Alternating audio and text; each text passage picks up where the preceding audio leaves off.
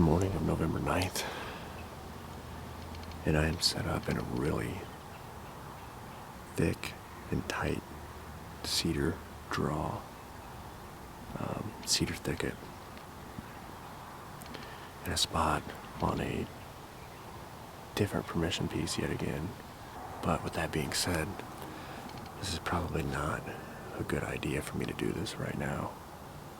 But I wanted to talk a little bit about something that's been weighing on me pretty good. And I wanted to address some things that honestly I didn't think I ever would on camera. I didn't think I ever would have to. And I didn't think I'd ever put this in a video. But things have just gotten so weird and so, I don't know, over the top. In, my entire lifetime of bow hunting whitetails, I don't know that I've ever experienced the, I guess I'll call it hunter interference from neighbors that I've experienced this year. And for the record, I have documented these experiences. I've got them all on film, just in case for one reason or another I may need them someday. Hunter harassment is sort of characterized as intentionally ruining someone's hunt who's lawfully hunting. And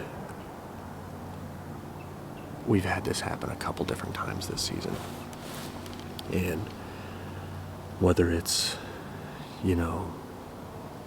intentionally spooking deer, which is what it's been mostly for me this season, coming from neighbors.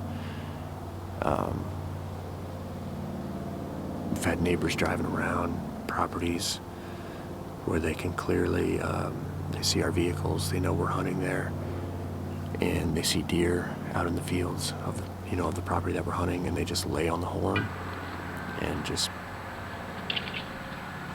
constantly honk the horn the entire way driving around the property. I mean, spooking deer everywhere, ruining our hunt. And not only has it impacted specific hunts, obviously, but it just kind of changes your attitude or your mood when you go back to that property and try to hunt again. This is something that I just love to be out here among them.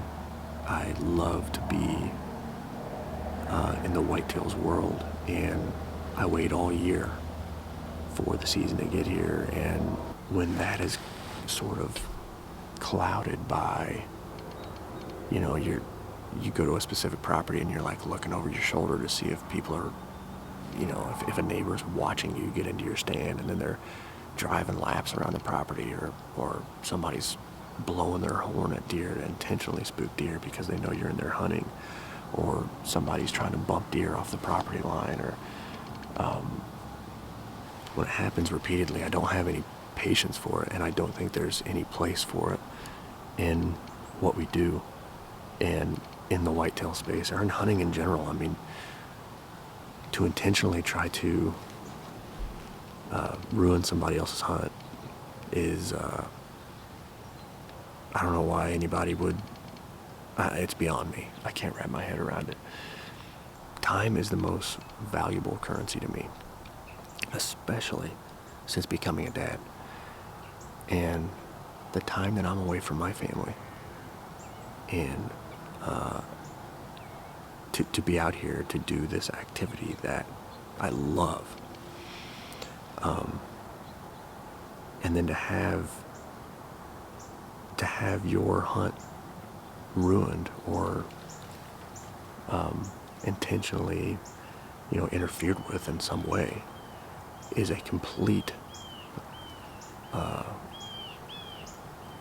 lack of respect for someone else's time. If you love this like we do, don't try to intentionally ruin other people's hunts. And just go hunt. So, anyway.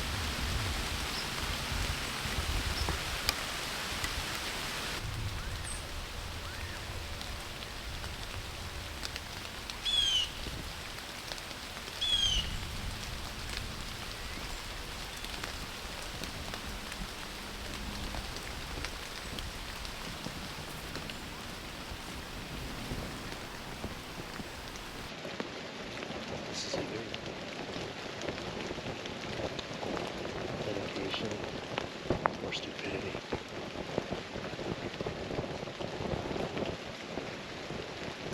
Probably a little bit of both. But hey, I will say, at least I'm seeing deer. Definitely a hot doe over here. This 2-year-old is like standing guard over top of where this 2-year-old ate. Just like waiting for any other incoming bucks that are gonna take her away from him. So far he's protected her from like 3 or 4 1-year-olds, but I haven't seen any big bucks yet, so if a shooter comes in, it's gonna have to be on the GoPro tonight. I'm not very optimistic that's gonna happen either, but you never know, something may show up that I didn't expect to be here. And that deer's pretty.